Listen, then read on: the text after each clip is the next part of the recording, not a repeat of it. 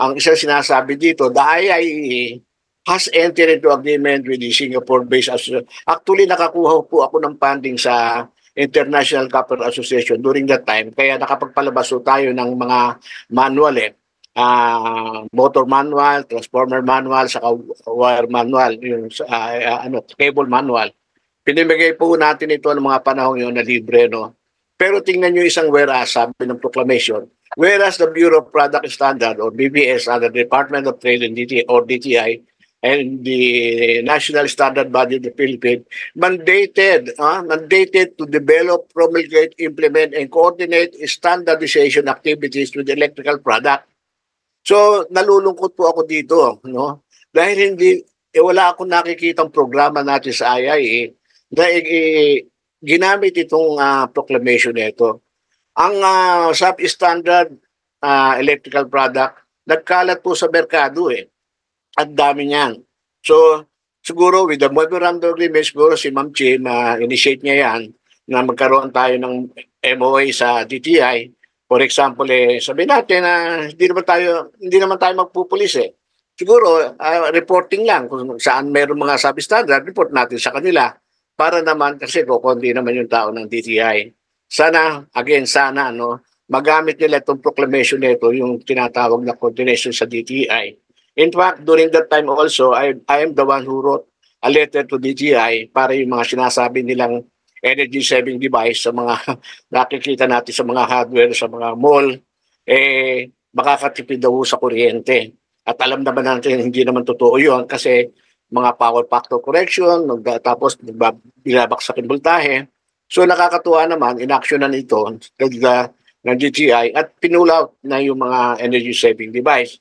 Pangalawa, mahilig ko talagang mamuna.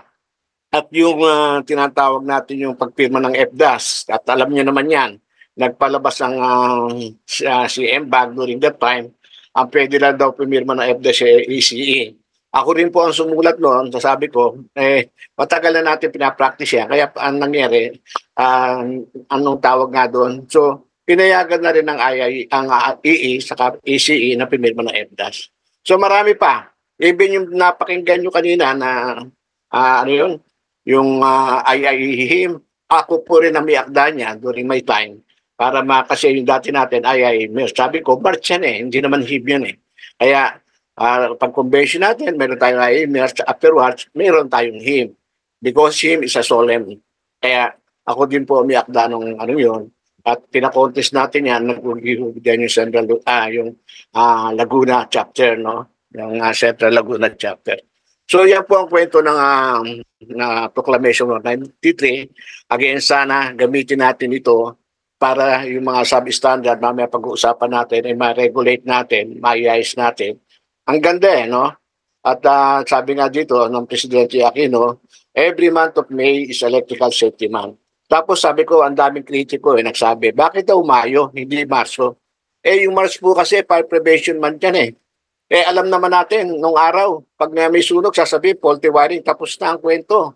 Kasi wala po sa Philippine Electrical Code yung faulty wiring. In so doing, bayad agad si insurance. Kaya itong proclamation na ito, nakakatuwa din naman, hindi basta-basta nagbibigay ng tawag dito, yung investigation report na sasabihin lang basta faulty wiring. Dapat investigahan talaga.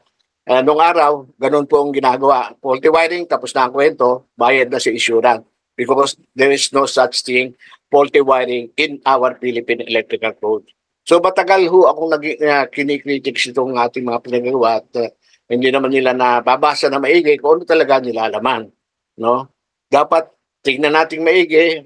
Tapos sabi ko nga, kaya Mayo ito, kasi nga June ay pasukan ng mga bata. Dapat tayo kasama sa Brigada Eskwela, lahat alam ko naman kasama tayo sa Brigada Eskwela, para kasama na rin yung electrical safety month natin na May and June, na i-inspection lahat yung mga eskwelahan. It so happen, hindi na June ang pasukan, pero ibabalik na yata. So ito po yung kwento ng Proclamation 193 na binigma ni President Benigno Aquino. Okay, so too much po the kwento about proclamation, but anyway, you can ask me more kung gusto mo malaman ng kumpletong kwento nito. So ang ginawa ko, sabi ko nga, without any board approval, nagpunta po ako sa Kongreso, humingi po ako ng resolution, congressional resolution, na magkaroon po ng congressional resolution, pinasa po ito sa Malacanang at nakita naman ni Presidente Aquino, ayun, kaya nadeklara po yung May of every year as electrical safety month. Yan. At si Ma'am G talaga sinupresa ako eh. Kaya hindi ko alam pa paano ko ang electrical safety kasi masyadong malawak eh, no? Industrial, commercial, institutional, home safety, lahat. Kaya chapsoy ng konti. Pasensya niya magiging chapsoy, no? Pero dahil lang ngayon, na summer naman, gawin na lang natin halo-halo. No? Halo-halo na lang po. Simulan na natin dito sa substation o switchyard. No? Ano ba pwede nating makita mga safety parameters dito? Although yun, siguro dadating ang panahon, mapupunta na rin kayo dyan sa mga substation, malalaki, especially yung mga 230 kV. No? Handle nyo na lahat kasi alam naman natin yung REA, wala ho yung limitation in terms of practice except sign and seal. No? Except sign and seal, nakakalungkot. Ano? So, pwede sila sa kahit anong capacity. But ang nagkulang na lang yung sign and seal. Yun ang kulang na lang sa kanila.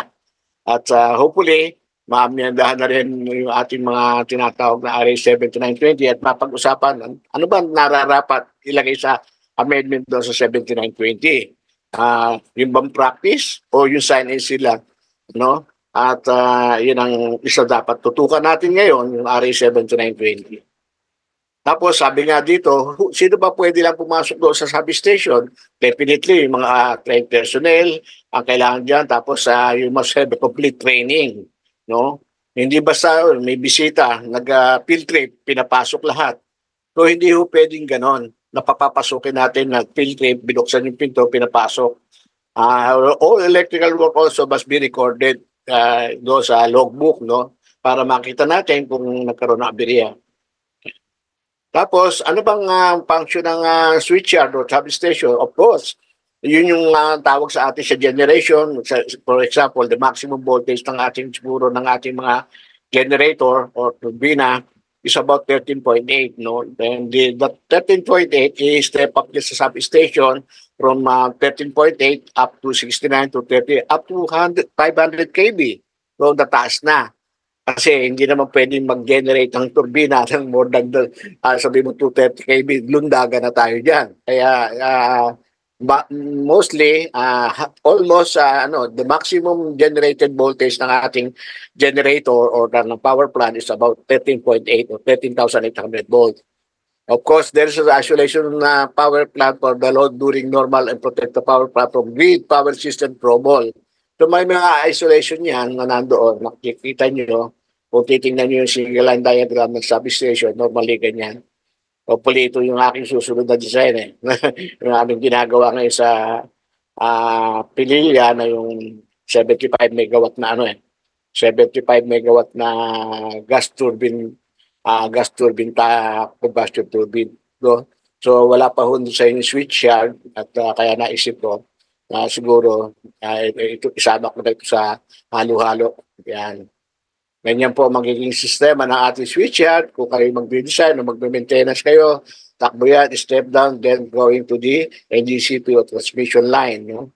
So may mga all-circuit breaker tayo dyan, isolation, lahat, everything.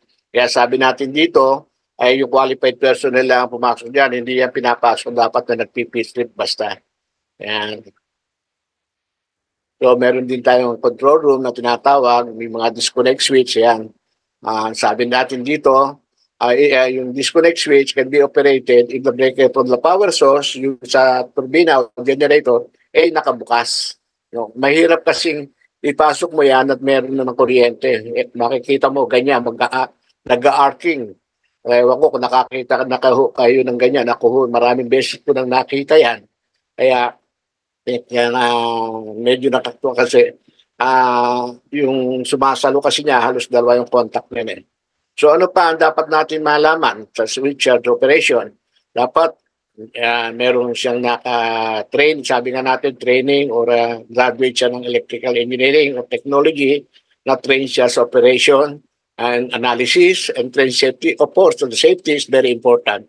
No? With the PRC license, Even you must pass a neuropsychiatric test. Kasi isang pagkakamali mo lang dyan, nagkaroon ka ng problema sa iyong pamilya, pumunta ka dyan. Ang laki ng abiryang idudulot mo. Baka buong Luzon, kaya mo i-black out kung ano mo yung switch yung mga grid natin. Kaya dito, nire-required na magkaroon ka ng bago ka maging switch operator, dapat meron kang neuro test. Okay? Ano pa? Yan. Hindi maka-record preparing yan. Siyempre, no, nandyan. At nakasulat naman dyan, isa-isa, wag na natin isa-isa yan. Basta, we need that PPE. Mamaya doon sa R+, makikita naman natin yung required PPE. Kaya sabi ko, halo-halo to. Mamaya may R+ tayo, partial discharge, home safety. Halo-halo na. No? How will you prepare? Secure the following. Kunyari, punta ka daw, order. Yan. Very ano yan. Obvious yung yung tinatawag nating work order at saka yung loto, no? Mamaya meron din tayong konting loto, and then, of course the PPE. Yan. Common substation problem, hotspot equipment terminal. Yan po kadalasan. Mamaya titingnan natin paano natin lalaman at makikita yung mga hotspot na yan at saka yung cleaning ng proper tightening intervention using torque wrench. Napaka-importante po ng paggamit ng torque wrench, hindi basta liabe o katala ang ginagamit. Yung ginagamit po natin panlinis dyan, soap and water lang po pwede na. Wag po tayo magagamit ng solvent kasi pag gumamit ka ng solvent, may residue yun baka magkaroon pa ng tracking. So tubig lang at sabon, okay na ho siya. Yan. Meron tayong thermal imager. Yan. Common na strong humming sound of power transformer. At alam naman natin yan doon sa aking lecture ng transformer test and maintenance, inaalam natin bakit nag-aham. No? Not necessarily bakit nag-aham, maring underload o may problema o yung tinatawag nating pinching effect. Solution, check the oil level. Anyway, nandun naman sa lecture ko yun about the transformer. Later on, we will be having a 2-hour lecture about transformer test and maintenance. Leakage sa current or insulator, isa rin problema po yan. Kaya mamaya makikita natin paano natin matetest lahat yan, yung mga problema na yan sa substation. Normal o yan, hindi nawawala o yan. Or of course, the flying debris, yung mga ibon, kasama na yan dyan. Stray animal, mga ahas, kaya binabakuran, mo, pag gumapang ahas dyan, iba-blackout mo buong Luzon. Okay, yun. Katulad na nabanggit ko kanina sa inyo dito, yung problem, leakage current on insulator, hindi mo makikita yan sa tinatawag nating thermal imager. Ang makakakita niyan, yung tinatawag nating partial discharge tester. What is partial discharge? This is very small electrical spark that occur in various point of equipment, insulation that are rated KB and above.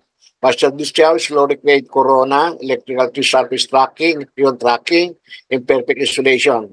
So, tingnan pa natin ibang mga ano. What does partial discharge happen? Siyempre, insulation on high voltage line, transformer effect, yan, mechanical, thermal, chemical damage. Yan po hindi natin nakikita na naked eye siya partial discharge na yan. Kaya lang, in-expound ko lang na malaki. Pero hindi ho nakikita yung partial discharge by naked eyes. No? What are the types of partial discharge? Meron tayong tinatawag na void or internal discharge. This discharge usually occur during manufacturer defect. Kaya even, especially, tawag lang dyan, manufacturer defect. Actually, when, especially yung mga ating mga cast-resin transformer, no? Yung mga cast-resin transformer natin, hindi mo alam na untog pala yan sa barko. Pwede magkaroon yan ng tinatawag natin partial discharge, nagkaroon ng crack yung resin. No? O yung sinasabi, mechanical, more on mechanical. Minsan, sa paggawa pala, may problema na. What else? Surface discharge, also known as surface tracking. So, yun, may tracking siya, is destructive, nagkakaroon siya ng moisture. And the third one is the corona. Corona is a discharge to air from the sharp surface of conductor. Sa mga bukid, may mga transmission tower natin, minsan makakakita ho kayong ganyan. Pag nakakita na ho kayong ganyan ng corona, meaning to say, there is some already a problem. Kasi yung nagkakaroon na siya ng partial discharge. And the last but not the least, yung tinatawag nating arcing. Arcing electrical breakdown producing plasma discharge is an electrical breakdown of gas that produces a prolonged electrical discharge. So, paano natin gagawin? Ano mga consequence? Of course, ayan, pwede mangyari, no? Serious safety implication, collateral damage, major disruption, and very expensive. No? Ayan. Ang alam ko, meron lang dalawang kumpanya, meron itong nagtetest nito. Kasi ang nadidinig kasi dito yung humming o yung tawag dito yung frequency. Hindi po yung spark ang hinahanap niya, yung frequency, yung humming. So meron siya mga minimum, maximum, ang standard frequency na nadidinig. Kumbaga sa mechanical, yung ating mga steam trap, tumutunog, kung sira o hindi. The same thing with the electrical, meron siyang tester na pangsukat ng frequency. Ayun, frequency range is 2 kHz to 300 kHz. Yung 2 kHz, halos hindi madidinig yan eh. No? Even 60 cycle, hindi natin nadidinig. So, dito, nadidinig na instrumento nito kung meron na siyang tinatawag na frequency or humming sound, no? So, siya nakakakita niyan, itong tester na yan. Yan pong clock, IIG-10 Precision Acoustic Imager, nakita niya yan. Ha? Nakikita niya yung mga partial discharge na yan. Okay? So, again, itong partial discharge tester neto, alam naman natin yung ating XLPE cable, say for example 34.5 kV, pag hinahay pa po natin yan, papasukan natin ng 50 kV. No?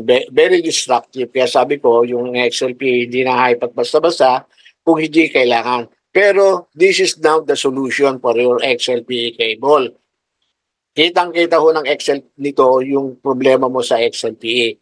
Kaya kung ayaw mo magpa-high path or high path o yung overpotential sa XLPE mo, ito po ang gamitin nyo. Pwede ho ito. Makikita niya yung tinatawag natin partial discharge. Okay? Dumako naman tayo sa ARC Plus. Sabi ko nga sa inyo, halo-halo ito eh. ARC Plus is short circuit through air that classes over exposed light. Parang nag-short ganyan, sumiklab. Dati hindi ito nire-regulate eh. Ngayon, nire-regulate na ho ito. No? Arc classes can be called variety of way. Just coming close to high ampere source with a conductive object can cause electricity to flash over.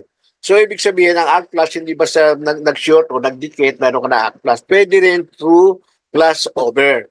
No, nagkakaroon siya ng flash over, especially kung parang tracking o nagkaroon ng moisture or what, o kaya yung high voltage mo, alam naman natin yung impedance o capacitor effect, pwede rin mangyari kung masyadong madikit. Kaya yung mga switchgear natin, tinetest natin yung insulation level niyan kung makakasustain niya yung voltage na rating ng ating switchgear. Even the dropping of tool or otherwise creating a spark can ignite an arc flash, no? Equipment failure due to use of substandard part, of course, of use. A break or gap in insulation, yun. Nakikita yan ng ating tinatawag na partial discharge tester. Kasi hindi mo naman nakikita yan by your naked eyes. Dust, corrosion, other impurities surface of the conductor will cause also arc flash. Yung corrosion, no? And then other impurities. Kaya nga sabi natin, yung paglilinis ng mga bushing sa switchyard, sa substation, hindi mo kinakailangan ng bastang hindi approved solution. Ang sa akin nga, sabi ko, soap and water, enough. Okay na yun eh. At kasi nga, may mga solution na ginagamit, mga solvent, sabihin natin thinner, hindi ho pwede kasi yung thinner eh.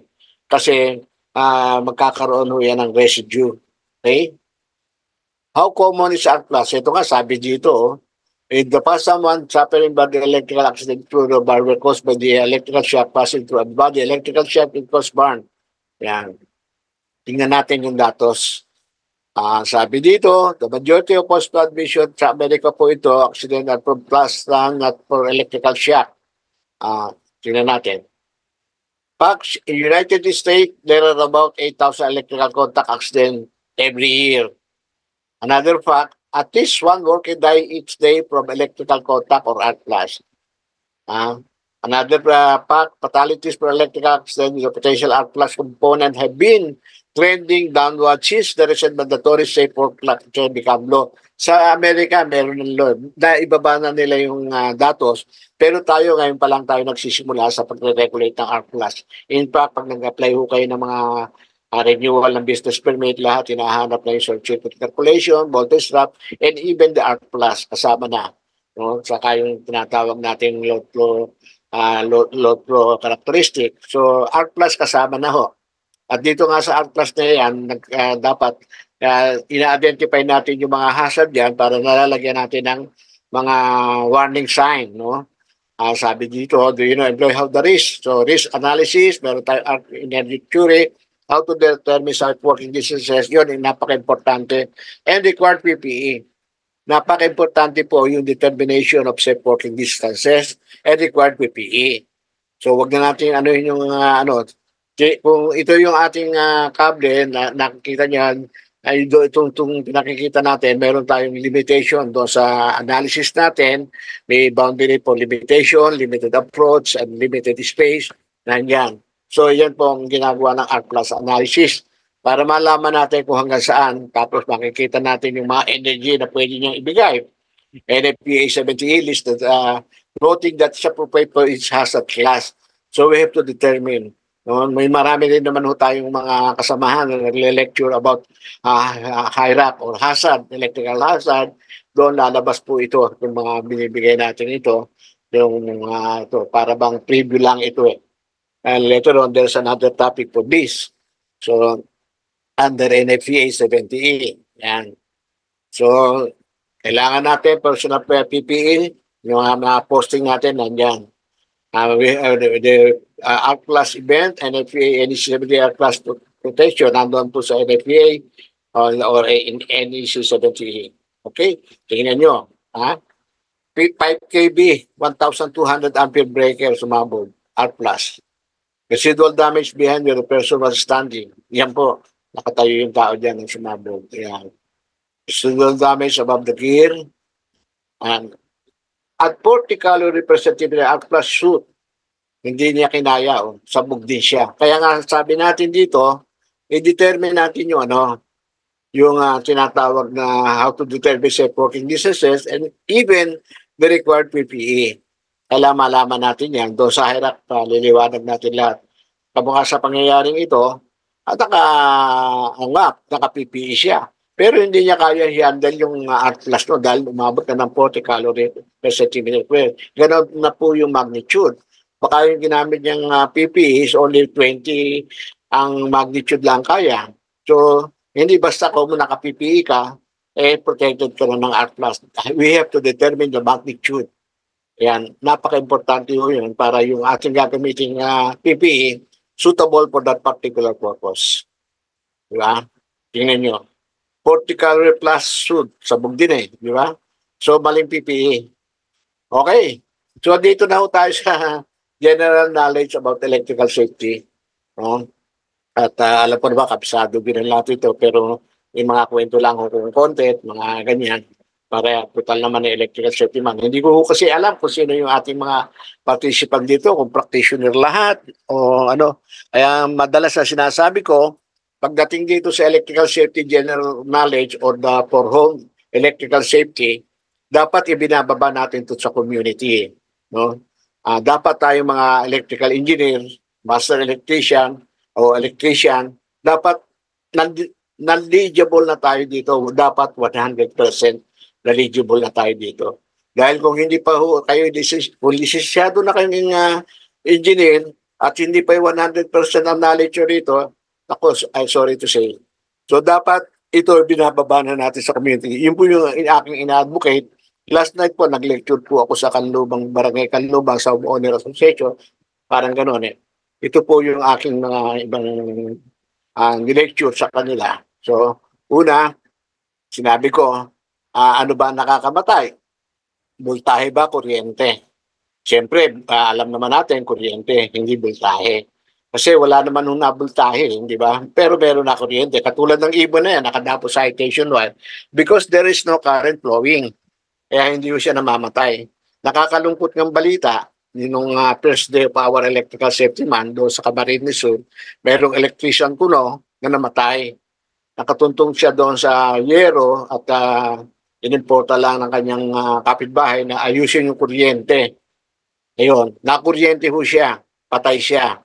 No? Kasi yung dumaloy sa katawan niya yung kuryente patungo doon sa yero. So ano ibig natin sabihin dito? Unang-una, kung ikaw maggagawa at live, sabihin na lang natin mga switches sa ilaw, dapat yung ating talampakan, nakasapatos, naka-rubber shoes, o kaya may insulation, o tumapa ka sa plywood o sa karton. Huwag diretso. Siguro butas yung kanyang sinelas, kaya nagkaganon patay. First day of electrical safety man sa Camarines Sur. At the same time, doon po rin sa Taysan, Batangas, no? Dalawa ho yung namatay. Yung dump truck, nire-repair, tinaas yung box, yung box ng dump truck, sumabit sa high tension. So, dalawa problema.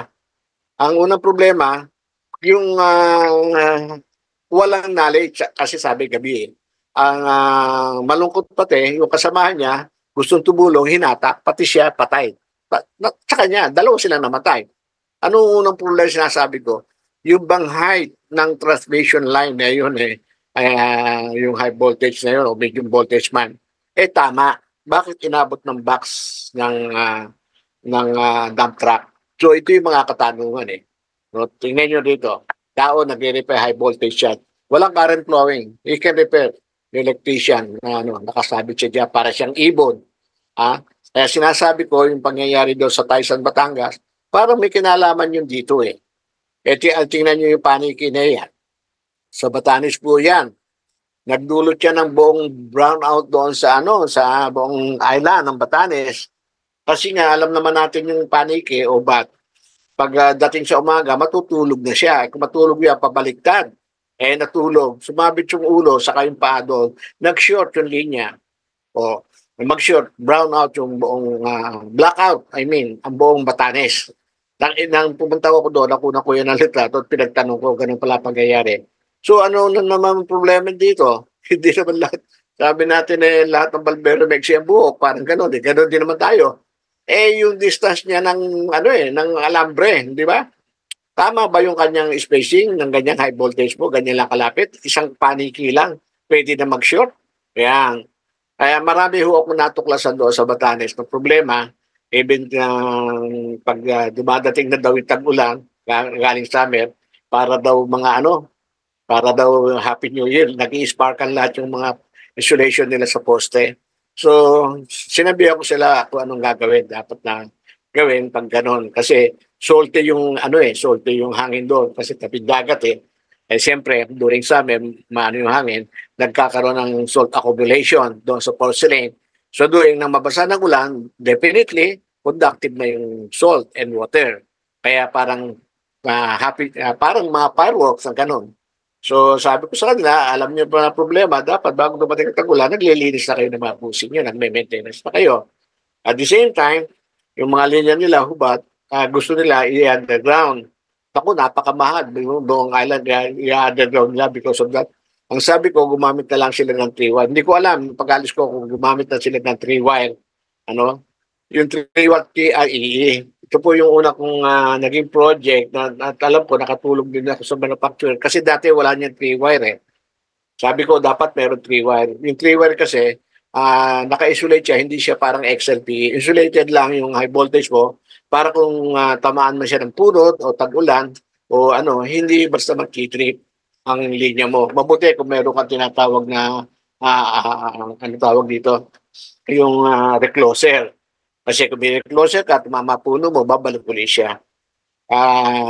Ganun ang kwento. So, electrical hazard awareness, napaka-importante. Hazard means any potential doon sa HIRAC, napapag-aralan natin lahat yan. No? Injury, pag nakuryente ka, sabi nga, ano ba nakakamatay? Kuryente? O ba tayo, siyempre, kuryente. Tapos may nagtanong po sa akin kagabi, Sir, meron mo bang patulak at sa pakapahigop na kuryente? Sabi ko, walang patulak o walang pahigop na kuryente. Yung kinukwento ko sa Camarines Sur, kung nahulog sana yon, buhay siya kasi nagulat siya. Pero nangyari, natanga hindi bumitaw kaya namatay. So, sabi ng iba, kaya daw namatay, inigop. Hindi po, ang tawag doon na tanga ay bumitaw, di ba? So, can you protect yourself from electricity? Yes. Yan. Okay. Regular inspection. Balikan natin ito.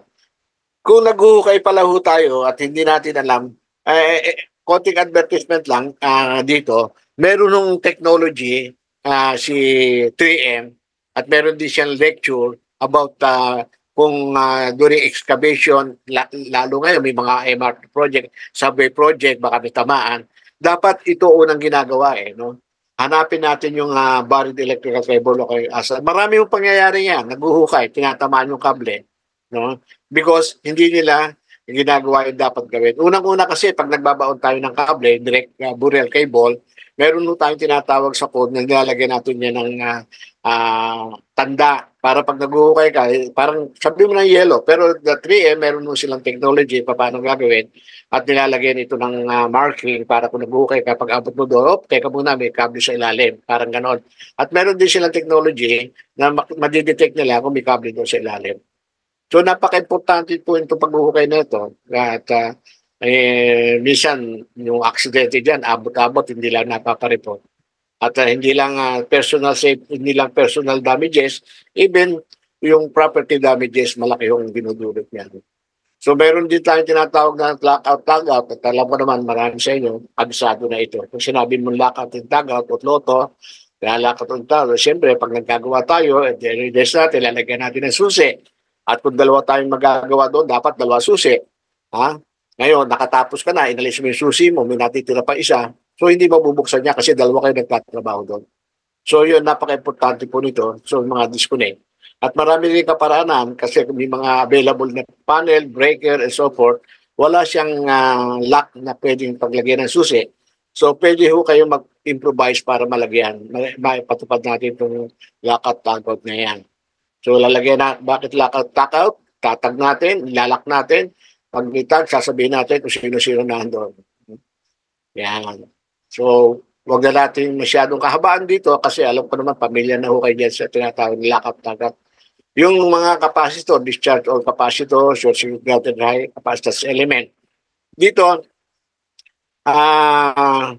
yung mga switchgear na ginagawa, marami ho ako nakitang switchgear, wala siyang tinatawag na pang-short doon sa paghinugot mo. Dapat kasi ang switchgear mo, meron siyang paghinugot mo yung mga BCB mo, mag-short agad, mag-discharge. Yung iba, pag magtetest ng transformer, kumukuha na alambre, sinushoot siya. Delikado po yan. So, meron tayong tinatawag na grounding cluster na nabibili na pwede nyong gamitin as a approved type kung wala hong ganong sinasabi ng design. So, grounding cluster ang pwede nyo gamitin. Verify, siyempre gagamit po tayo ng tester, check your tester. Minsan yung tester, siya pala may problema. Akala mo, wala naman kuryente. Pala, yung tester mo may problema, sira pala. So, sabi natin dito, check your equipment before and after checking the signal which you will be working. Baka yung tester mo may problema. Re-energize the equipment, magre-re-energize siya, siyempre magkukondak ng test and support from others. Yan, nandyan lahat. No? Okay, dito na ho tayo sa home electrical safety. Marami kwento tayo dito ng konti. At unang yung datos, 2013 po, ang datos ng electrical fires about 36%. In fact, noong 2011, nasa ano lang yun nasa 30% tumaas Ngayon, ano nangyari? Kaya sabi ko, nalulungkot ako, Proclamation 193, hindi natin nagagamit. Tumaas umaabot na ng 53.85%. Di ba? Ano ba ang dahilan dito? Yung mga substandard electrical, even yung mga sigarilyo, unattended kitchen, yun ang ibig natin sabihin dito. At sabi nga, ito pong datos na nakikita nyo, electrically related fire. Kaya kung makikita sa proclamation nandun, yung whereas sa sinabi doon, gumawa ng programa at makipagtulungan sa DTI. Baka ito po ang solusyon. Magkaroon tayo ng isang programa para makatulong po tayo sa maibaba yung datos na ito. Dahil nakakalungkot po, napakataas po ng datos ngayon. Sa halip na bumaba, nagkaroon na ng proclamation na 193, electrical safety man, sa halip na bumaba, tumaas eh. Bakit? Ano ba ang dahilan?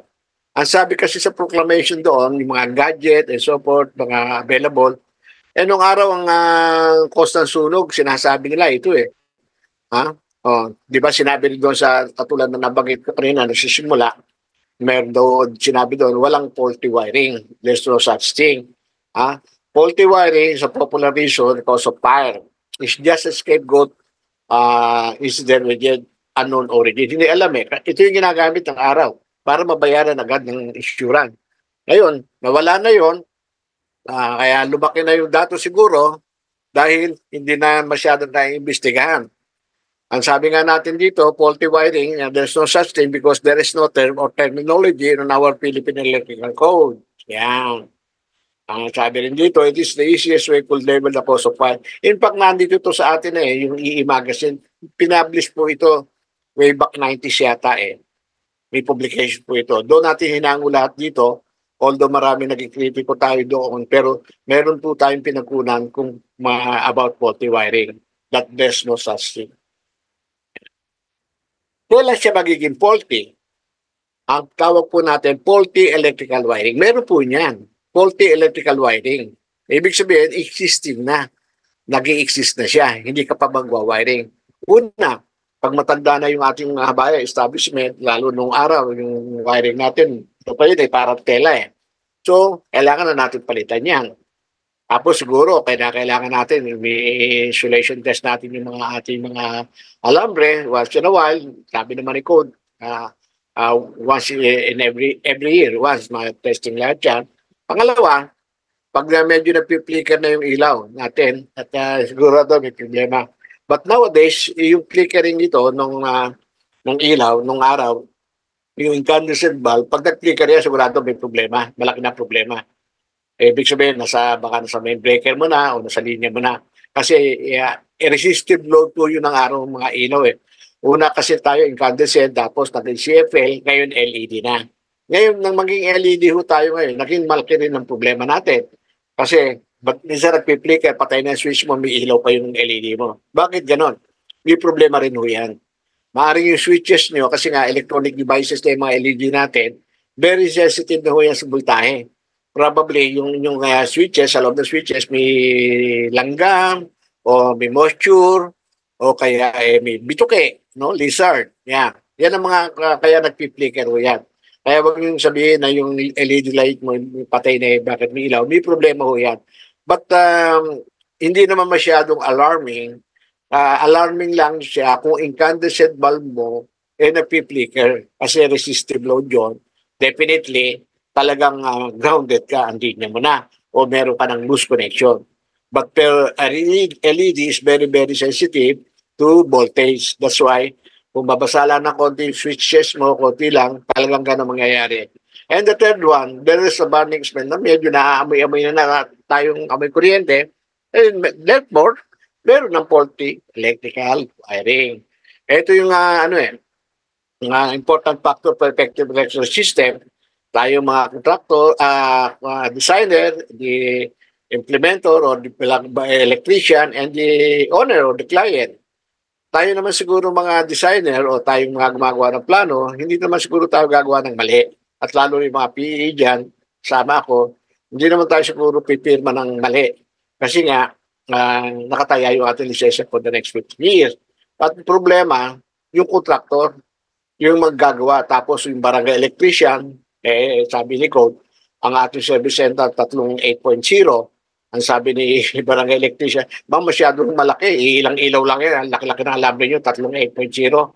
Si ma'am naman, ang sabi ni ma'am, ayaw nga, sige. So, dalawa na ho yung makakutsaba, no?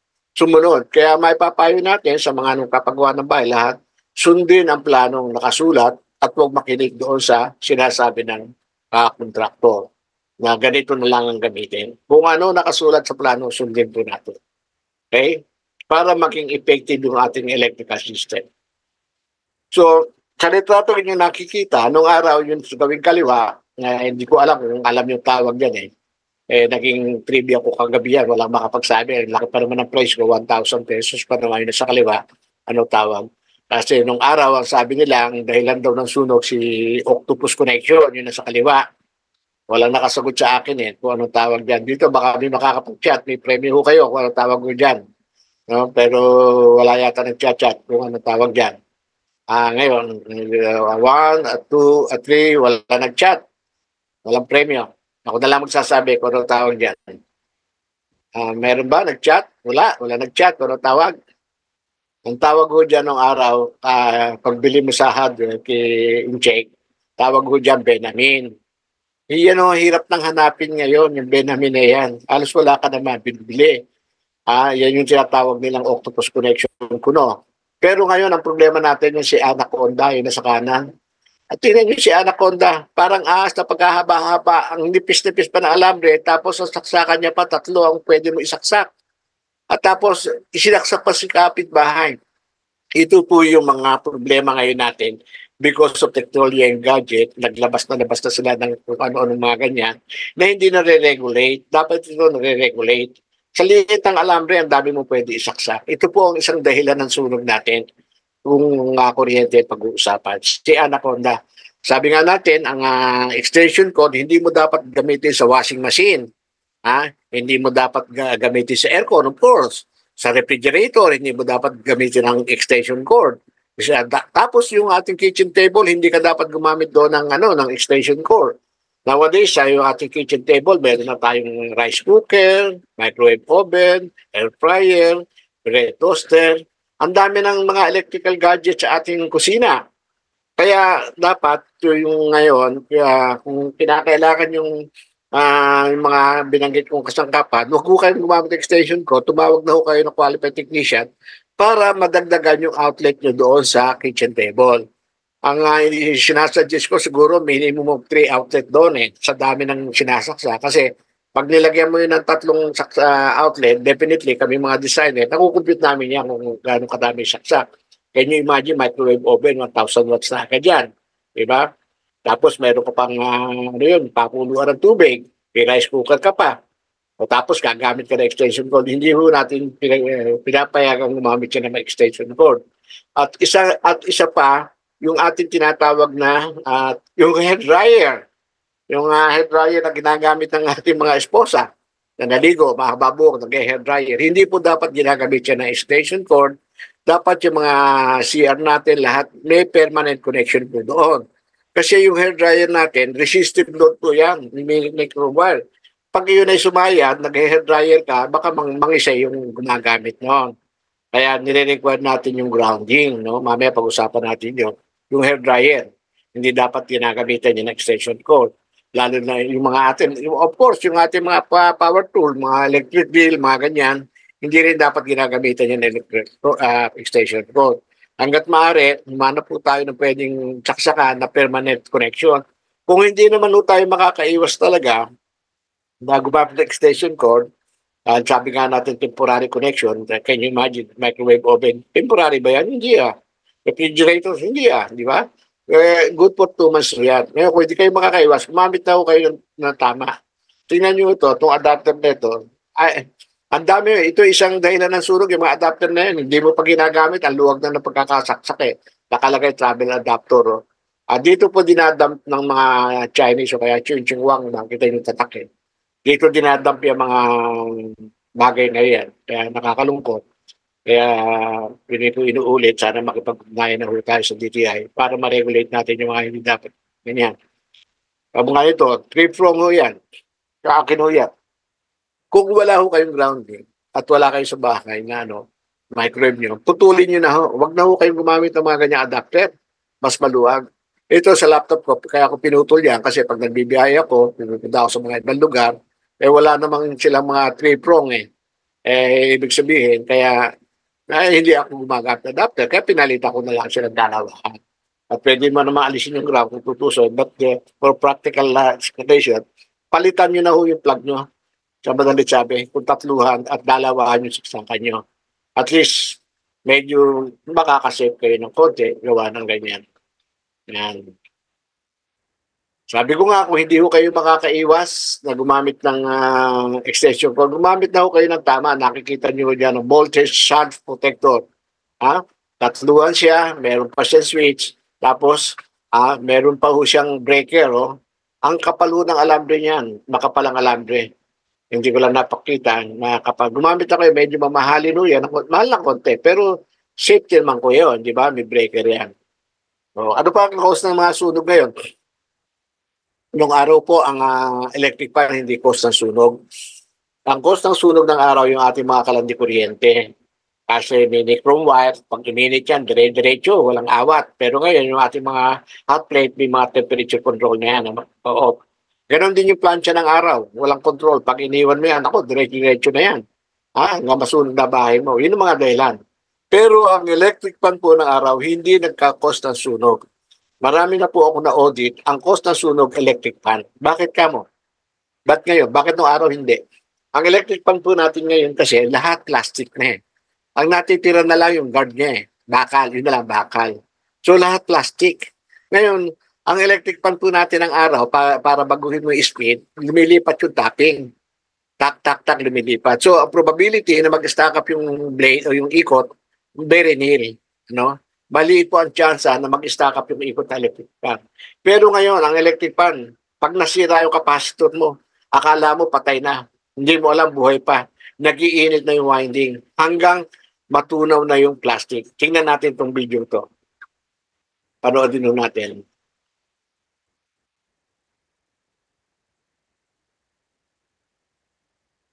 Yan po, nag-stack up yan eh. Nag-stack up. Ayan, nagliliyab na siya. Akala niya kasi hindi na patay yun. So, tunaw na lahat. Oh, oh, di ba?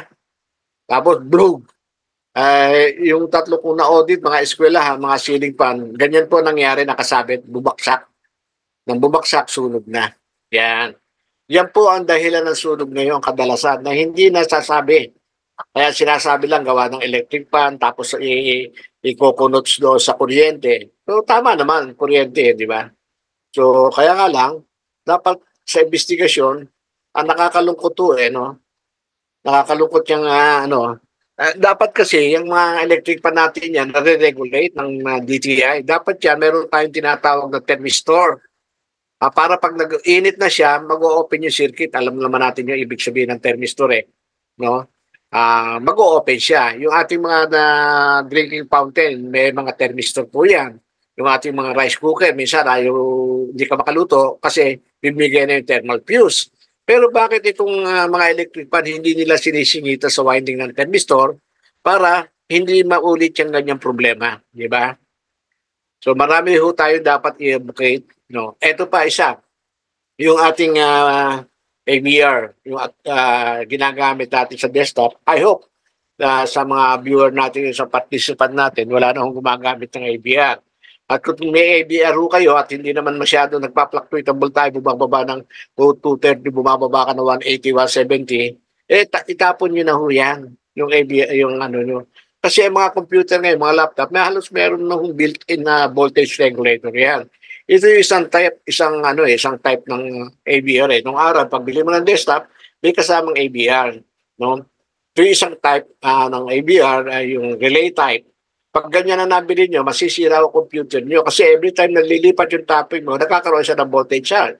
Kasi nag-o-off tsaka mag-o-on, off-on, off-on. So, mag-flicker yan. Kaya kung meron kayong ganyan klase sa inyo, mga desktop, tapon nyo na ho. At hindi ho tama. Masisira ang computer nyo. Pangalawa, ito karamihan, yung electronic na. Meron siyang rheostat na ganyan electronic. Ang problema, ito po maraming dahilan ng sunog nito. Kasi halos hindi naman nagpa-fluctuate yung kuryente, bumababa. Yung arong nakikita natin dito, yan, ito. Halos hindi na umaalis dyan hanggang sa mapudpod, hanggang sa mag-init. Mag-init, hanggang sa mag-overheat na itong tinatawag nating AVR, hanggang magkaroon ng sunog. Maraming na rin po ako na-investigahan, ito po ang cause ng sunog, itong AVR na rheostat type na yan. Gawa ng dito lang naglalaro, umiinit lahat. Mabuti kung nag-open, hindi naman nag-open, no? Init lang. Okay? So, hazard related electrical work, death, burn, fracture, muscle treatment. Even sterility, pala yan, no? Nakakabaog. Yan. Misconception, maling akala. Yun daw kuryente, pupunta sa least resistant, yun daw voltahe na 120, hindi daw masama. Actually, 12 volts po. Yung ating baterya sa kotse, pwede ko kayong mamatay dyan. Kasi ang ating pupuso, kaya lang tanggapin 75 milliampere. Over and above, patay na ho kayo.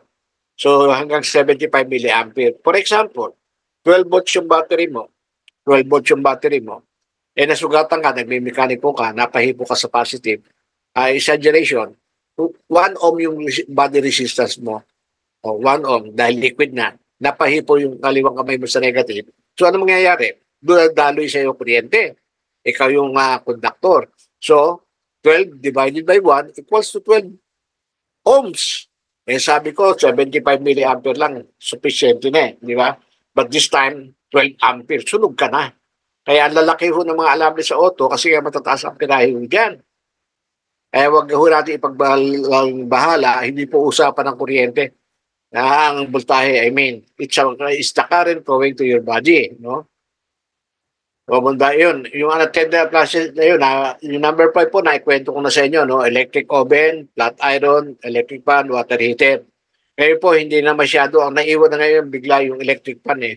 Dati yung electric pan, hindi po problema. Ngayon, naging problema eh. Yung oven natin, flat iron, water heater, hindi na naging problema eh. Ang naging problema na si electric pan. Sana, madinig po tayo ng kinakulan para yung gumagawa ng mga electric pan, lagyan nila ng thermistor sa winding para pag nag-overheat o nag-stack up o nasira yung capacitor, mag-open yung circuit at mamatay siya mag-isa. Okay? Alam ko naman, napanood nyo na ito, iba nito eh. Anyway, so dito ho tayo sa grounding. Alam nyo na rin itong grounding, no? Is a pepper joining of metallic part para yung kung magkaroon man ng fault, tutuloy sa ground, hindi ho sa tao. Kaya nire-require natin yung tawag dito, tatlong alambre o may grounding, no? At tulad niyan, naggagawa ng, ngayon sabi ko nga, dapat yung mga power tools natin, grinder, electric drill, hindi extension cord. Dapat sa permanent connection kasi definitely may grounding yun. Unless otherwise, wala namang grounding, di ba? Kung walang grounding, hindi gumamit ko tayo yung pinakita ko sa yung extension cord that's maganda. Ngayon, ang nangyayari ho kasi ngayon dito, ito yung tinatawag ito, actual lo ito, na ano, ito yung poste natin, yan ang poste mo, tapos may grounding ka nga. Ang problema, pagdating dito, hindi pinapasok sa loob ng bahay. So this is not effective because earth is not a conductor. Kaya nga meron tayong 25 ohms na PEC na allowable. Sana kung 1 ohm lang, maganda na. Kaya kung dito sa pagitan nito tsaka sa pagitan nito may voltage drop po yan because of yung resistance ng ground hindi mo pinasok sa loob ng bahay. Ano mangyayari pag nadikit ka sa kuryente magagawin ka talaga, pwede kami mamatay. Dapat ganito, ipapasok mo siya sa loob ng bahay para mawala yung tinatawag natin ground path. So effective ground path, pasok mo sa loob ng bahay. Okay, yung grounding. Ngayon, kung wala ka naman, parang ganito, halimbawa, yung lampos natin, di ba? Yun. Sabi niya, anyway, naka-ground naman yan eh. Mali. Hindi po effective. Yan dapat tumatakbo yung grounding natin. Kasi habang lumalayo ka, nagkakaroon yan ng voltahe. No? So, hindi effective. Kaya yung grounding natin sa labas ng bahay, dapat pinapasok. Ngayon, alam ko may mga nakikinig sa ating mga taga ibang lugar, Luzon, Visaya, Mindanao, at yung dyan sa kooperatiba, meron ang linya nila line to ground. Ngayon, kung naka-line to ground ho kayo, ay sasagutin ko na agad ang tanong nyo, kailangan nyo pa rin ng grounding. 3-wire pa rin ho kayo. Kasi nga, bakit? Ang neutral mo kasi, merong current flowing. Bumabalik. If there's a current flowing, and there's a resistance, therefore there's a voltage. That's why you need a grounding system. Even naka-line to neutral lang sistema nyo, dapat kailangan nyo pa rin ng grounding. Patulad nito, lumamang yan. No? Sabihin natin neutral ito, line to neutral. Tumatakbo 6 ampere. Napadikit ka dito, yung refrigerator mo, hinawakan mo, may sayad pala itong linyang ito. Siya itutuloy yan. Siya yung tatakbo yung 0.1 ampere. Even dito ka mapahawak, kasya ka dyan mapahawak. Kasi may current ito eh. May current na bumabalik dyan, kaya mababawasan yan. Sa'yo pupunta. Kaya kahit neutral yan, kaya nakalagay dyan, neutral o ground. Naka-ground mo yan. No? May dadaloy na kuryente. So, I told the story about Ando students sa Maynilaan at kagabi nga may namatay sa akin yung head ng malaki ko. Sabi ko, maraming namatay dyan noong 2009, sabi nila lunod na nalunod, napasakan ng buhangin sa ano. Hindi po, lahat po yan na kuryente. Kasi flash flood po biglang bumaha Hindi napatay yung breaker, hindi naayop. Kaya puro na kuryente po yan.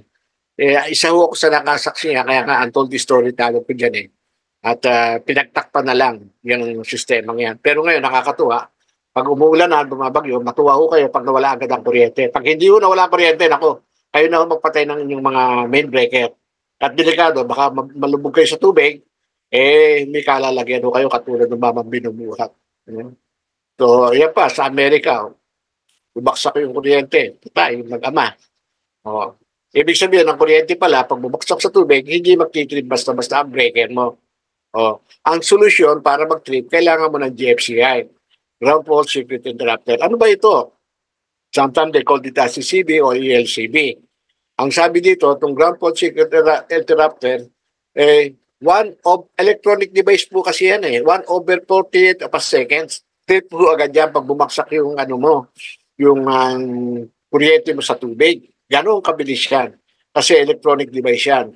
Sabi ng PEC, dito, personal safety, mandatory requirement ng central order, temporary power. Temporary power sa construction. Sino gumagamit sa construction ng may GFCI? Biglang umulan. Marami na nangyari dyan sa mga construction site. Hindi gumagamit ng GFCI. Biglang umulan, nagwe-welding. Naku, may kinalagyan. No? Yan. Wet area, sabi nila. Pero ako, tingnan nyo itong halimbawa ito. Noong araw kami, ganyan lang. Pagpainit ang tubig, 2 kutsara. Line 1, line 2, tutubog mo.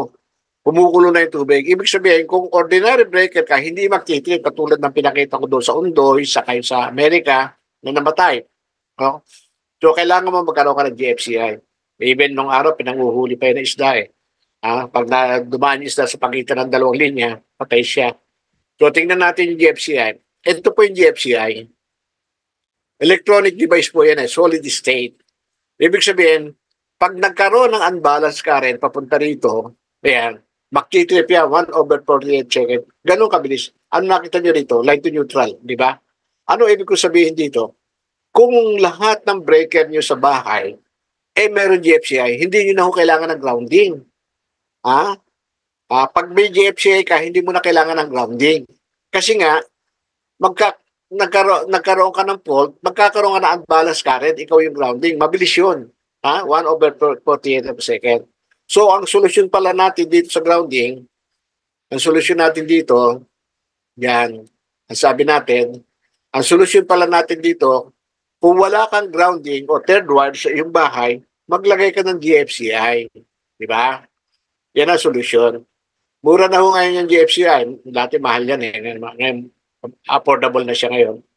So, tingnan pa natin. Ang sabi ng PEC, wet area.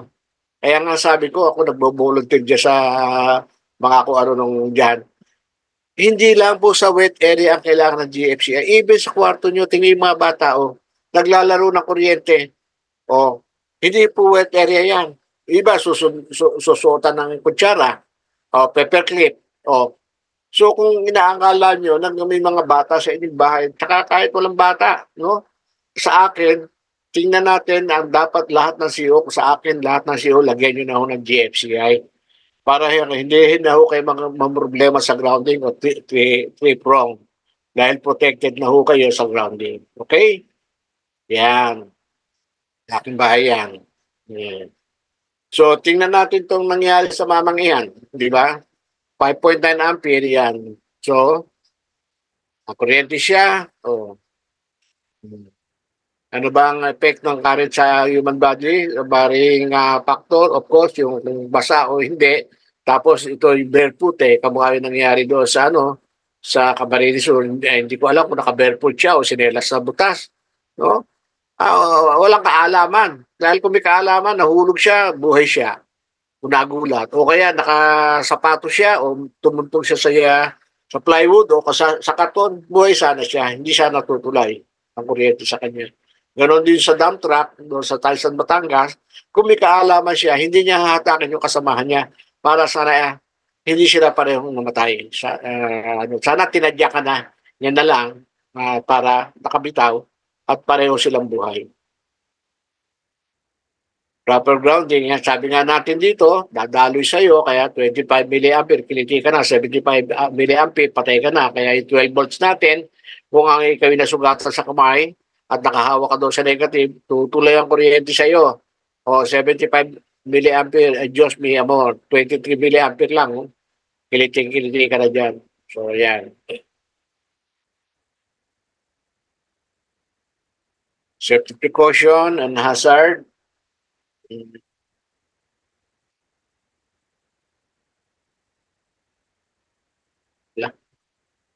Okay. So, meron tayong nire-require na distance, no? Kamukha nung sabi nga natin, lalo sa mga arc plus natin, dapat alam natin yung voltahe na dapat gano'ng kapag ano ba distansya kailangan natin nandoon. Kaya meron tayo doon risk analysis, no? Sa kay PPE na ginagamit. So, ito, binibigay na natin sa inyo ng ganitong table. Plus, ito pang may bonus yata ako dito. Naku, nawala. May bonus ako sa inyo eh. Nawala. Yung insulation tester, hindi puro infinity. Okay? Ito na ako. Ayan. Photo album. Na kuryente. Yan. Ayan. Ito, napanood ko po yan eh. Yung bata-bata pa ako noon. Sabi niya si Superman daw siya, tumakit doon. Nag-line to line ho yan, kaya sunog siya. Oh. Tumabit yung ulo niya sa high tension, saka doon sa kabilang high tension, ayun, patay. Sunog, ayun, nagliyab. May, ano yan, may topak sa ulo. Ano ko, sa kung makuryente, nagkakaroon lang kayo. Photo album ng mga, ito sa Tugigaraw po ito, nakita ko yan, isa kasama ko sa sinabi sa report, yung junction box nila, o tingin nyo, suwagan na.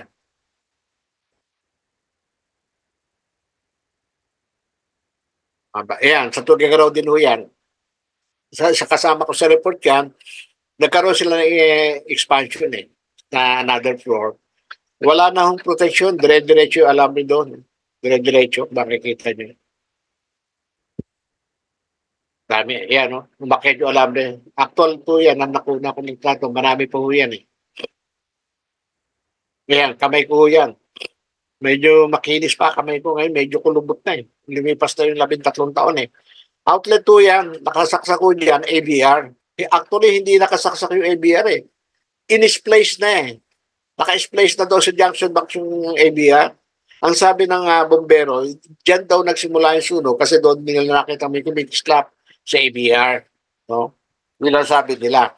Pero ang pinakikita naman natin dito sa nireport natin sa DOJ, in fact, naparusahan yung nakulong yung bombero, yung chief ng bombero, yung mayor.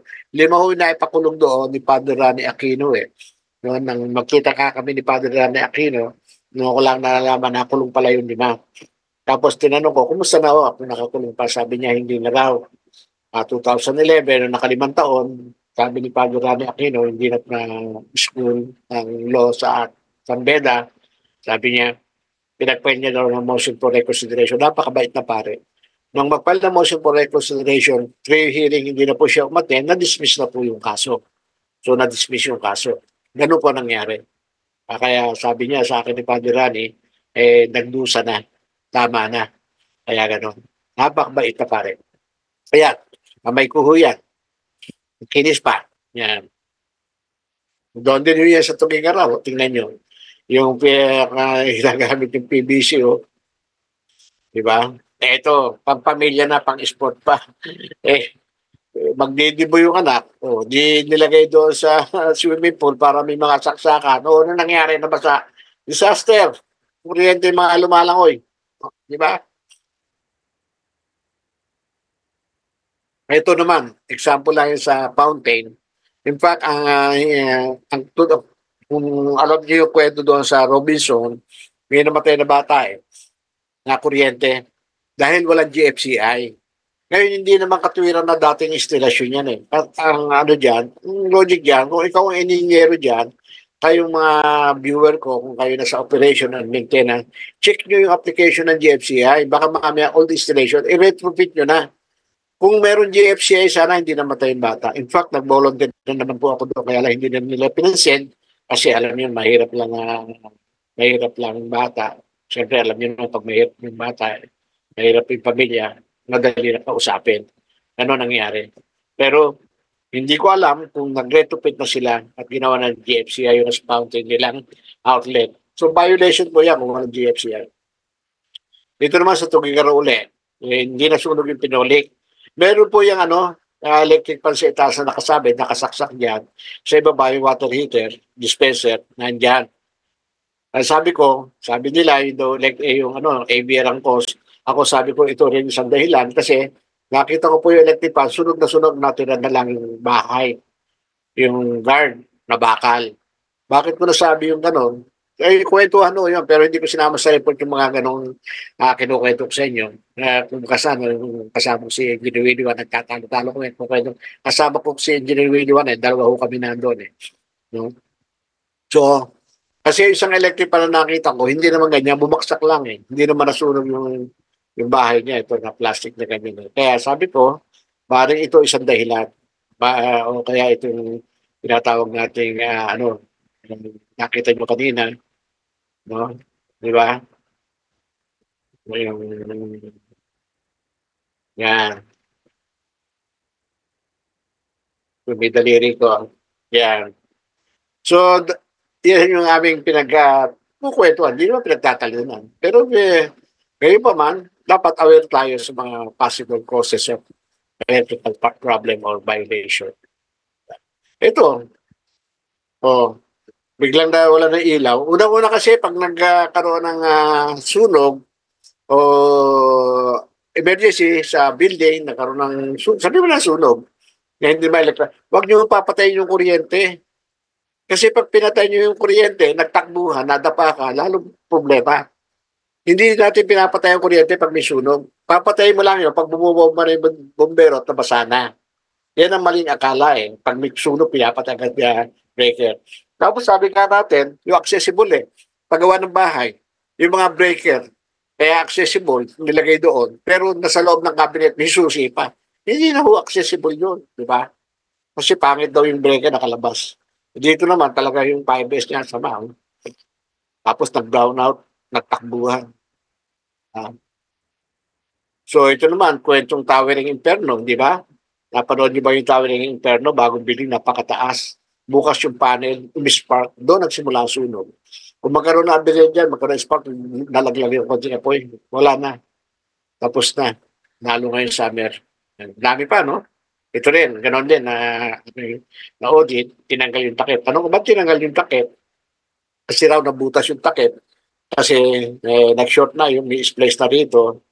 Kasi nga, ang sabi niya, nabutas na raw yung takip, displace na. Kaya hindi lang yung takip. Pero kaya suwa ka na. Kasi meron tayong 60 cycle dyan. Hindi nyo alam kahit paano, gumagalaw-galaw naman yung takip niyan. So, sa katagalan, naputpod hanggang sa mag-short na. Okay. For the rule of electrical safety, treat all wires energized. Do not switch any electrical system. Just put there is a power. Conduct electrical test before energization and be sure or clear of obstruction before energization. Tapos na po tayo pero magbibigay lang muna ako tungkol sa nuclear yung aking ina-advocate. Kasi alam naman natin problema natin so sooner or later makakaroon ho tayo ng problema sa ating power demand no? So tapos na po tayo at ito pala yung aking bonus no? Bonus, pwede nyo i-set ng litrato kasi yung mga nag-isolation test dyan nagmagamit ng 500 volts basta infinity okay na no? Meron po tayo, kunyari, 25 ampere to 50 ampere yung cable natin. Dapat, pag nakakuha tayo ng 250K, pasado yan. Ngayon, kung 400 above to 800 ampere, nakakuha ka ng 10K, pasado yan. No? Good only for conductor rated at 600 volts. For isolation other than 600 volt, reading not less than 1K ohms per volt required. Ngayon, dito po sa high-pack testing XLP is 34.5 kV. Ang rule po natin sa high-pack is rated voltage multiplied by 1.5. So therefore, kung 35 kV times 1.5 is about 52 or 50 kV ang pinapasok natin. Ngayon, marami ho nagtetest ng high-pack. Natutuwa nga ako dito sorry doon sa matatamaan. Nag-high-pack siya, lalagyan ang tinetest niya, 35 kV cable, tetest siya, pasok siya ng 5 kV, 10 kV, 15 kV, 20 kV, patas ng patas. Hindi po yun. Ang tinetest natin, yung kanyang 35 kV, one time mo papasukan yan, hindi pataas ng pataas. So, pasukan mo siya ng 35 kV, 50 kV, I mean. So, 5 minutes, magbasa ka. After 5 minutes, magbasa ka uli. After 5 minutes, magbasa ka uli. Meaning to say, 5, 10, 15 minutes ka magbabasa. At kung makita mo yung leakage current niya, 6 microampere, increasing or not increasing, baksak po yan. Pag ang leakage current mo na 6 microampere, bumababa, pasado po yan. Kaya dito, sabi nga natin, 35 kV last 49 kV without failure, at least 5 minutes. 5 minutes. Actually, ako 5 minutes, another 5 minutes, another 5 minutes. So makikita mo na ho ang trend. That's how to test your isolation ng yung mga kable. No? Sorry do sa mga sa service ho dyan ng mga nag-hypat, nakakita na ho kasi ako gano'n. Saan ba binapasok mo ng 10 kV, 15 kV, tinetest mo 34 mo, 10 kV na cable? Diba? So, binabantayan natin yung leakage current kung tumataas o bumababa. Okay? So, with that, salamat. Una ho kayo sandali, bago ho kayo magtanong, magkukwento lang ako sandali sa inyo tungkol sa nuclear power. Kasi sabi ko, nakakalungkot na naman no? Sino ba mag-advocate ng nuclear power? Mechanical engineer ba? Civil engineer ba? Mechanical engineer? Bakit tayo sa IAEA, ayaw tayong maglaylay ng saya? At i-advocate natin ang nuclear power, no? Tayo makakapagsabi ng tama niyan Wala ng iba. Tayo paniniwalaan. Unang-una nung ako'y nag-aaral po sa Mapua way back mga 70s, meron po kami subject about nuclear power. Hindi ang tataka ko, bakit parang wala na yatang subject ngayon ng nuclear o wala na puro-puro yung nuclear power. Kaya yan, nagkakatakutan tuloy. Kung magtatakutan tayo sa nuclear power, edi lahat ng aircraft carrier, lahat ng huwag na tayo kumain ng isda. Kasi ang daming aircraft carrier, halos lahat malalaking barko. Puro nuclear power, lahat na yan. No? Tingnan natin. Dalawang slide lang po ito, kwento. Noong araw ho kasi, ang nuclear power, ang tawag natin, babalikan na lang natin yan, yung tinatawag natin boiler water reactor. So madalit sabi po, itong ating boiler water reactor yan, parang kalderong kumukulo, yung steam niya kinukuha, dumidiretso sa turbina, saka bumabalik. So, kalderong kumukulo. Ganyan po yung sumabog sa Ukraine nung araw. No? Ngayon, ganyan. Ang tawag niya, boiler water reactor. Wala na pong ganyan. Ang nasa bataan natin, tsaka yung kita nyo yung ang containment structure niyan, yung sa bataan, mahigit isang metro. No? Ibig sabihin, explosion proof, bomb proof, eruption proof, earthquake proof. In fact, sa Ukraine, binomba ng Russia, wala naman nangyari, nag-brown out lang di ba? So ganito na po yung mga power reactor. Wala na pong direct contact ngayon yung ating kumukulong tubig doon sa turbina. Kasi yung mainit na yung fission dito na nagaganap, siya nagpapakulo ng tubig externally. Para radiator ng kotse, yung init niya, kinuha para magpakulo. So, malinis po ang tubig na lumalabas. Nakakulong na po sa containment structure yung ating reactor. Nandiyan na po yung reactor vessel natin. Unlike dito sa ang reactor vessel natin, yung reactor vessel mo, lumalabas yung kumukulong tubig, yung glue. But this time, nakasara na yan. Nakasara na. Pangalawa, marami po ito, may makumpleto lecture ko about nuclear pati yung mga cooling system niya, kung bakit nilalagay sa dagat, everything. Sana ang IAEA magsimula na i-advocate na ho natin itong nuclear. This is the only solution para magkaroon tayo ng stable supply of power. Ngayon, puro tawag dito, tawag, ban-aid solution tayo No, renewable. Sa Germany nga ho eh. Dati, nuclear, sinara nila, nag-renewable sila. Anong nangyari? Nagmahal ang kuryente. Aantay pa ba natin magmahal ang kuryente? Oh, balik ko sila sa nuclear ngayon, ang mga taga-Germany. Tataas o, saka ano eh, yung renewable na tinatawag natin, intermittent po, lalo na yung solar, yung wind. Hindi naman stable, hindi pwede pang base load, lalo na yung biomass. Yung biomass pwede, domestic, bawat barangay, bawat bayan, but not to all people. Later on, I have a lecture about, panood nyo yata yung blog ko about the solar system. Yung solar kasi dapat binibigay sa bawat bubong ng bahay. No? Kung ang bawat bubong ng bahay, meron ka 500 watts, we have about 20 million home. For example, 20 million home, sa 10 million home, lagyan mo lang ng 500 watts, napakaliit. Cost you about 25,000 pesos siguro, ganun. Ang mag-save mo na ng power doon sa 5 times sa 500 watts sa times na nasa ano na yon, nasa 5 gigawatt. Ang demand natin ng nationwide about 12 or more gigawatt. So meaning to say, kung kalahati ng ating kabahayan, meron 500 watts, hindi mo na kinakailangan pang magdagdag ng power plant.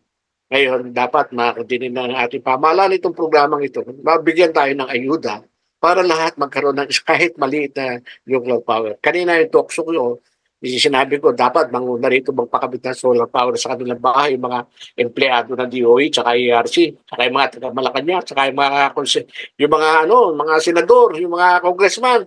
Yung may kakayaran magpakabit, ay magpakabit eh. Because they say, I can afford to pay electricity. I do have to install solar. Hindi po yun ang katuwiran. Katuwiran natin, tumulong po tayo magkabit sa ating mga bahay-bahay at ng solar kahit maliit lang. With that, again, marami po salamat at magandang hapon sa inyo. Kung may mga katanungan kayo, gusto pa nyo umonsulta about MAPF, ayan po ang aking email address at saka yung aking telephone number at ayan po aking mga servisyo.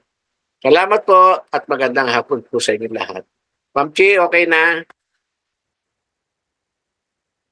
Ma'am Chi. Hello po, Sir Mandy. May meeting lang po si Ma'am China eh. Sige, baka merong question and answer na pwede Sige natin. sir, tingnan ko po. Wala na yan. Good. Thank you po, sir. Thank you po. Kung may mga questions po kayo, you can unmute po. Parang wala akong nakikita, Sir Mandy, ng mga questions. Naman, madali lang nakakuha yung mensahe ko, no? Opo. Yung mensahe natin. May taga-UAE. Oo. Yan. Yung mga may kakayanang magpakabit ng solar, pakabit na ho kayo kahit maliliit, makakatulong ho kayo sa ating bayan. May message si Sir Edwin Abad po, sir. Okay, pakibasa. Elective ko po ay nuclear power. Siguro yung issue lang po ay yung reactive waste disposal. Nako, hindi po issue ang mapapanood ko. Yung disposal po binibili kasi ang uranium po is a product of nature as periodic table nga yan eh. No, minimina po yan. Napakamahal po niyan. Ay pag pinanasis mo yan, magiging uranium 235. Yan pong waste ng nuclear power, marami pong bumibili. Sabihin na natin hindi na binili. Meron po yung doon sa Nevada, meron pong doon na binabaunan. Ako, pag binaon niya, kasama niya forklift, lahat, everything, tao na lang umaahon. It takes a million of years bago siguro mahukay yun. Napakalalim po niyan. Marami na pinagbabaunan ng nuclear kung gusto mong idap. Para mong sinabi, kung tapos na yung life ng nuclear power mo, sino kukuha niyan, di ba? Mga operator. Sila na masuhulmaan, di ba? Bago tayo. So, na-address na po lahat yan. Binibili po yan, saka nire-reprocess ulit. Don't worry about yung waste.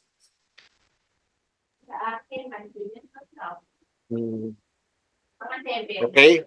Sana, what time? Wala nang questions, Sir Mandy. Next time, kukumpletuhin ko na yung aking presentation about nuclear power, pati mga cooling system niya, everything. Kaya nga, sabi ko nga, nakakalungkot, Nakakalungkot, bakit yung, yung ating samahang IAEA, patuloy na nananahimik, di ba? Yun, may chat dito. Tama yun. Palitan nyo ng lahat ng GFCI ang breaker nyo sa bahay. Hindi nyo na kailangan ng grounding. Di ba? Ganang hapon, sir. Sino siya? Si Domiador. Yes. Oh, yes, sir. Tama-tama yung advisor dahil kami kasi mayroon kaming cooperative. Ang isa sa aming mga business line yung ang tinutulungan ng mga OFW na ngayon nasa abroad. Ngayon mga families na rito, ina-approach namin. Sinisimulan mo i-approach na magpagabit ng solar. Mas Yes. ito, yan ang program namin ngayon. Hindi lang kami makabulo dahil meron pa kami inaayos ng mga dokumento ngayon sa CDA. Okay. Pero may mga programa na kami. Di ba?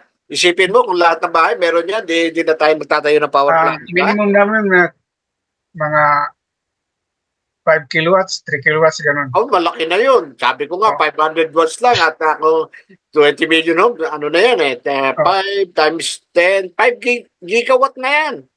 Almost 40% ng demand natin eh. Di ba? Yan ang aming tinatarget niya. Kaya kung Oo. magkupunta kami sa inyo, now we know that you... Tutulungan ko kayo sa mga mga paraan, mga design, everything. Hindi naman po kasi ako contractor, it's more a technical consultancy. Di ba? Isipin mo, kung DOE, ARC, sila mangunguna niyan. They have to set good example, di ba? Dapat sila una nagpapakabit eh. Sila sabi na sabi, sila wala. Di ba? Eh, nakakabayad ng utility bills eh. Di ba? Ganon. Kaya meron ako, baka masabi niyo, ako salta na, wala akong sulam din, naka-net metering na ako. Alvin, maganda nga po ako sa Leyte. Si Alvin eh, oh. Okay lang, sir. Okay lang. Kailan mo ba ako papupuntahin dyan? Tingnan natin. Mainit kasi dito eh. Mainit. Ano? Kandidato ka ba uli ng konsyal? Tingnan na natin.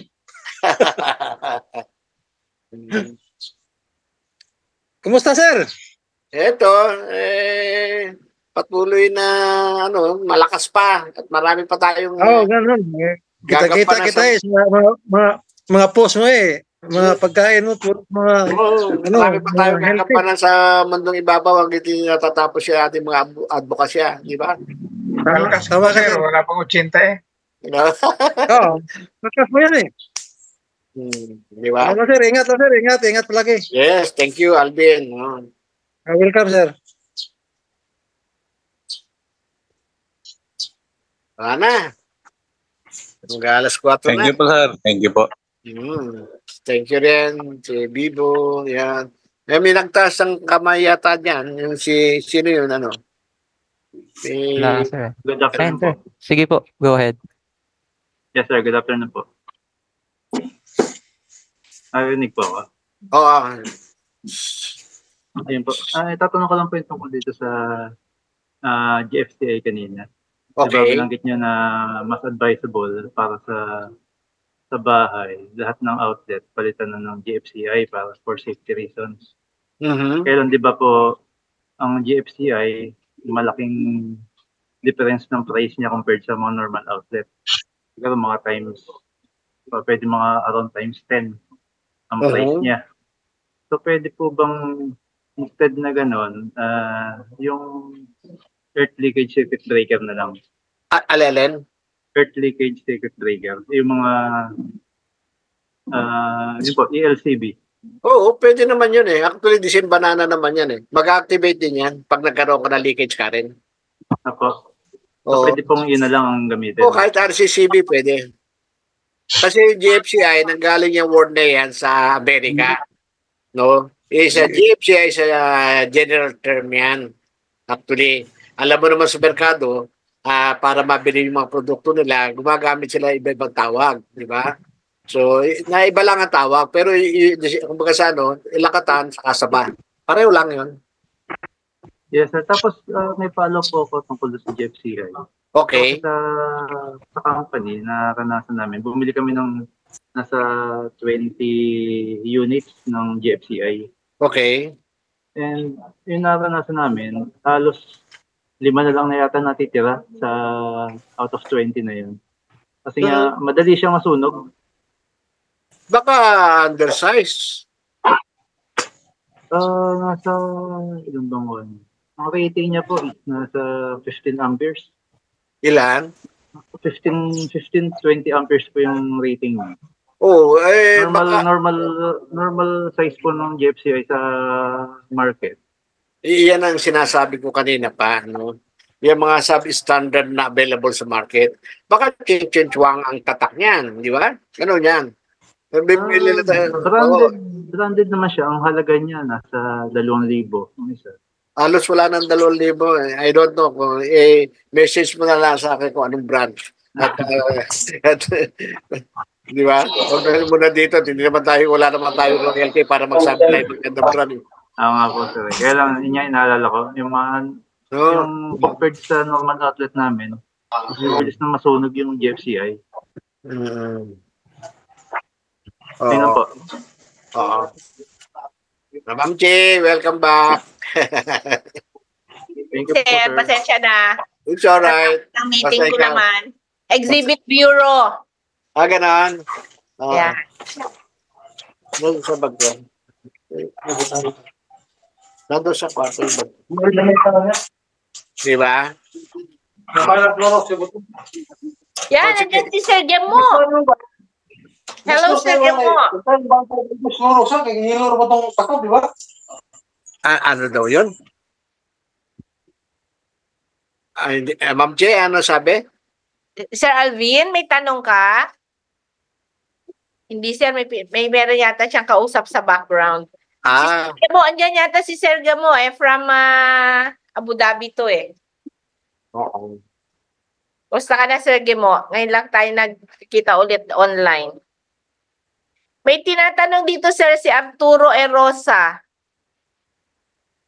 Pinapa-install daw niya ang GFCI sa bathroom. Sabi ng contractor, install na lang daw po ng RCCB sa panel board. Alin po ba dapat? Mas maganda kung nasa panel board. Yan. Mas maganda. Maraming protected na lahat. Sabi ko nga, kung naka-RCCB ka o GFCI na general term, hindi mo na kailangan ng grounding. Kung ang main board. Di ba? Yun ang solusyon. Okay? Sige. So, ano pa?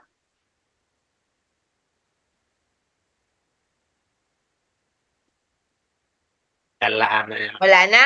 O, sige. Siyempre, again, guys, thank you for your participation. Dan, ang walang katapusang appreciation natin na through online din lang. Thank you. Thank you. So, ito lang po maibibigay namin. Online din na certificate kasi po, syempre, naka-virtual tayo but still, from the bottom of our heart, of course, the certificate of appreciation coming from the Northern Laguna chapter. The only chapter na best chapter Hall of Famer. Syempre, di ba? Hindi ko makakalimutan yun. Na-miss ko na yun ng ilang weeks na hindi ko nasabi. Joke. Ma'am Chi, kailan nga GMM ng Northern? Sa Sabado na, sir. Sabado na. Remind mo ako ha, pag wala akong lakad ha. Huwag mo kalilimutan. Magpunta ka. Oo nga, pupunta ako kaya lang yung tawag dito. Alam mo yung... Alin daw sa registration. Kabit-kabit Pupunta ako, Ma'am Chi. Siyempre, Sir Domi, dapat andun ka. Mga andito rin na mga taga Northern Laguna. Sana magpakita kayo sa ating... May dalawa akong, kasama ko si Alan, tapos may dalawa akong inimbita, ako lang matuloy. Punta kayo, sir. Mga taga rito yun, kaya lang hindi nakakalugar na dumalo. Kaya bigyan nyo ng panahon. Dapat magpakita sila, sir, para naman magkakita-kita tayo at magkakakilanlan. Hopefully, they will be able to... Yes. Find time, guys, so that we'll be meeting each other face-to-face after a few years na hindi nagkita. Kung makapunta si Engineer Sir Diaz, pangkita kami. Oo, pupunta yan. Punta ako. Pupunta si Sir Mandy, invited. Hindi ko maintindihan si Ma'am Chi. Kung yan ng ng binyan yan, ng binyan ng NLC yan. Kahit taga ibang chapter siya, kapitbahay lang naman yan. No? So again, please Sir Mandy, receive the certificate of appreciation from our humble chapter for your for sharing your technical expertise on the topic electrical safety, in which it is very broad, but still you were able to tackle yung mga essential topics that one must always remember. So, given the 16th day of May 2024. So, again, this is already on its 4 years, no? 4 years na tayo dan, no? Kailan tayo mag-anniversary? Last week, May 25 yata ang anniversary natin. So, magpo 4 years na po ang Thursday Delight sa May 25, I think. We started May 25, 2020, giving webinars weekly. Si Sir Alvin, siya na lang yata naiwan dito, tsaka si Sir Domi sa ating Thursday Delight. Yes, ma'am. Magandang hapon, ma'am. Yeah, magandang hapon. Kayo na lang yung parang original dito. Sino ba yung mga original natin? Kayo din ang original dyan eh. Oo nga. Nasaan na yung mga kasamahan mo na talagang uma-attend even before? Parang mga new faces yung nakikita ko ngayon, no? But anyway, sige naman, mabalik na eh. Mabalik yun eh, kasi... Saan ka ba? Nasa Leyte pa ako, ma'am. Galing ako sa biyahe. Kagagaling mo sa biyahe. Eastern Central Visayas sa July. Sa ano ko lang, Ormoc chapter ako na ano. Pero ang original conference ninyo sa Bohol. Sa July. Oo nga. Nakits tayo doon. Okay? Yung mga makakapunta sa mid-year sa Iloilo, please join us. Again, thank you very much. Sir Mandy, email na lang sa itong certificate po. Thank you very much, Sir Mandy. See you on Saturday. Thank you, everyone. Stay safe. Ingat lahat. Ingat.